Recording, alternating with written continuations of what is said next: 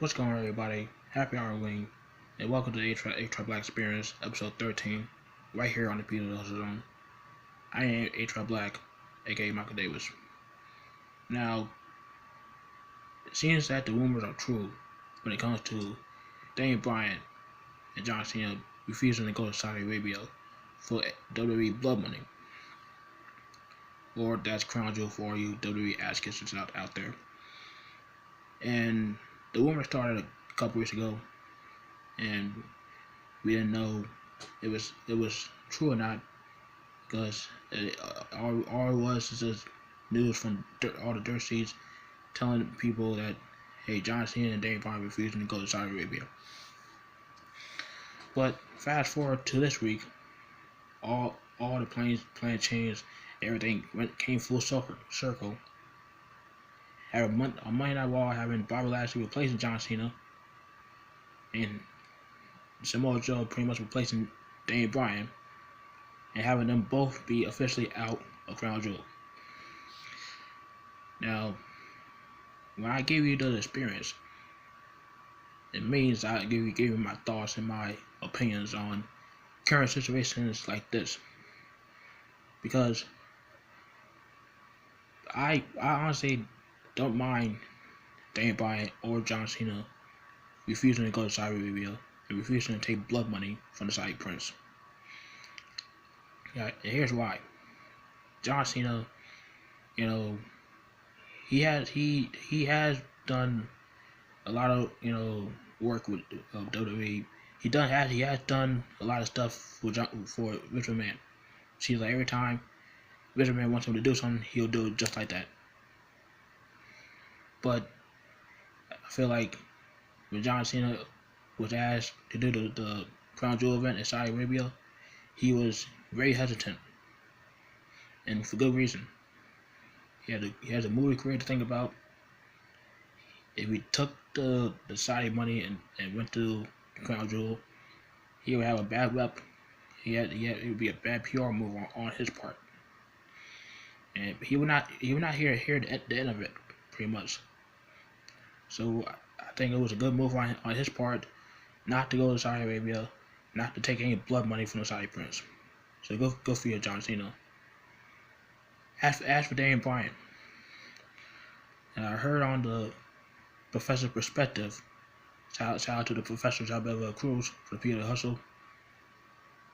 He thinks that Daniel Bryan not going to Saudi Arabia for Crown Jewel is payback from what WWE did to him 2 years ago, when he was clearly cleared from the doctors for him to come back, and WWE refused to have him back on the roster.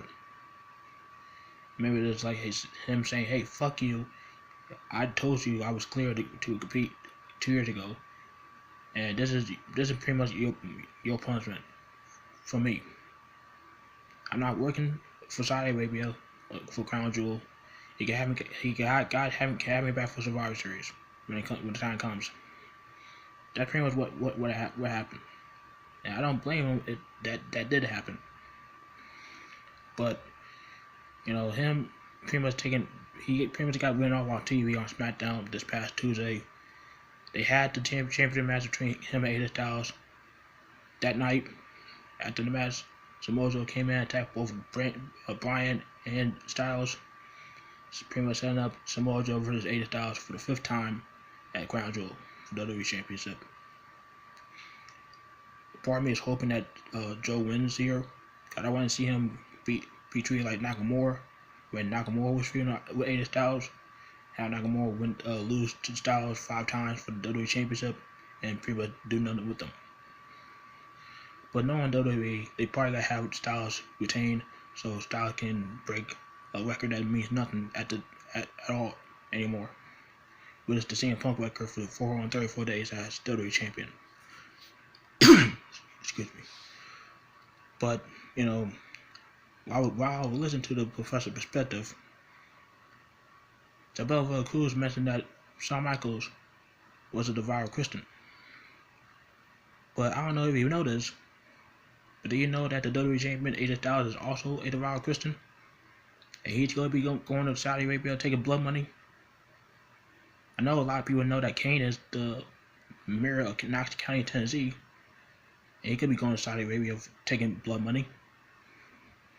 I know a lot of people know that Bobby Lashley, a guy who served our country, the USA, is going to Saudi Arabia taking blood money.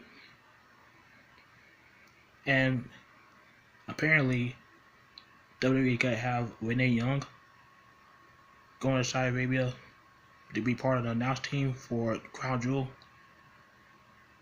Are they fucking stupid? I mean, WWE is pretty much asking for a death wish. They're asking people to hate them even more when it comes to this deal with Saudi Arabia.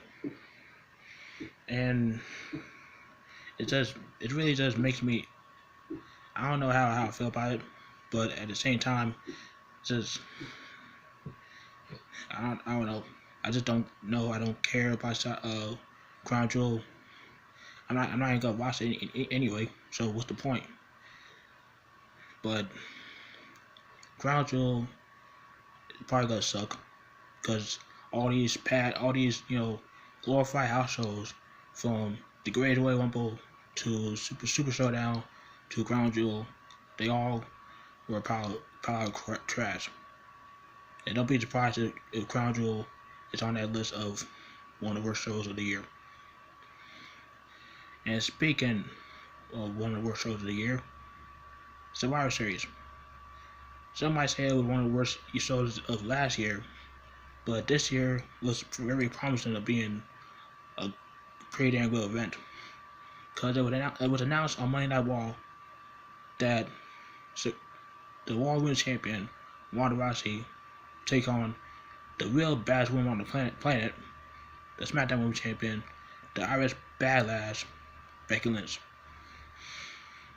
And I'm very intrigued. I'm very excited for this match, just because it's the first match that we get to see Ronda Rousey with some real competition. Forget about Alexa Bliss, forget about Nia Jax, Nikki Bella, Mickie James, forget about all those women that she said that Ronda Rousey has fought in the past. This is like the actual real match, real competition for Ronda Rousey.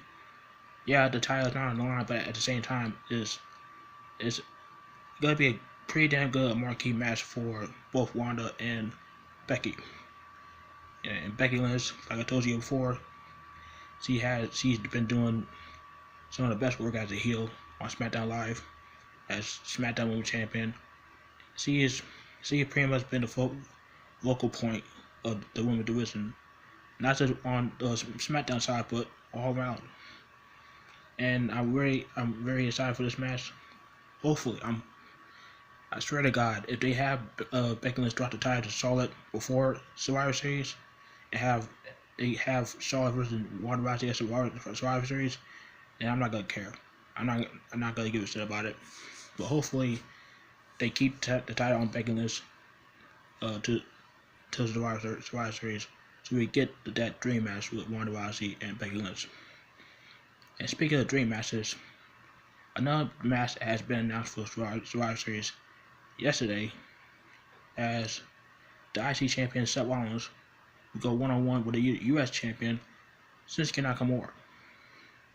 Now, a lot of people have wanted to see this match ever since Nakamura came into WWE, and now we finally gonna get it.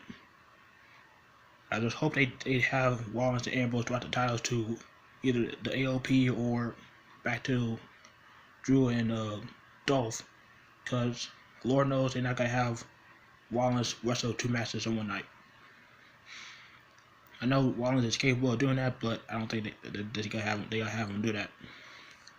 But other than that, those are only two matches that I might be excited for Survivor Series. Because Lord knows I'm not gonna be excited for Braun Strowman versus AJ Styles.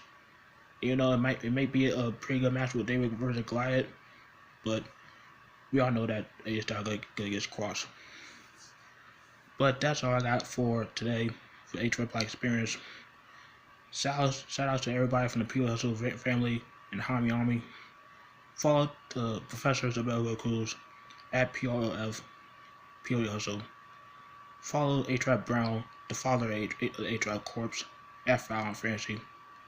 Follow Billy and Valentine, the host of the Infinite Friends and the Wednesday Locker Room, at Obi-Wan Kenobi. Shout out to everybody else on the Army, Big Ray, Jargo, RV, Andrew Bello, Ben everybody. You guys are awesome.